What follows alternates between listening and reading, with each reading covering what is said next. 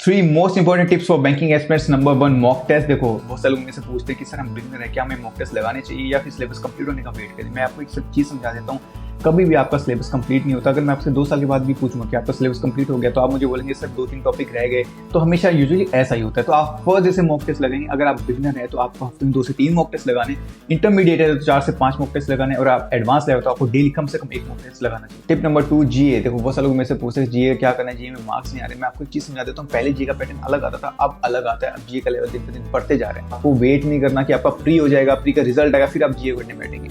अगर ऐसे करेंगे तो आपके जीए में कभी मार्क्स नहीं आएंगे। तो फर्स्ट जैसे आप जीए पढ़ने बैठेंगे। Third and the most important point, consistency. देखो बहुत सारे लोग मुझे बोलते हैं कि सर हम 10 घंटे पढ़ते हैं, 12 घंटे पढ़ते हैं, 20 घंटे पढ़ते हैं, हमारा एग्जाम क्लियर नहीं होता। देखो एक चीज़ को आप समझो, आप क्या करते हैं, एक हफ्ते में 7 दिन होते हैं, 3 दिन आप 10-10 घंटे पढ़ते हैं एंड 4 दिन आप बिल्कुल नहीं पढ़ते, तो आप बैक टू जीरो आ जाते हैं। आपको डेली पढ़ना है, ठीक है। आप डेली 4 घंटे पढ़ो, ठीक है, क्वालिटी टाइम दो, मतलब फोकस से पढ़ो एंड आपका 100% एग्जाम क्लियर होगा।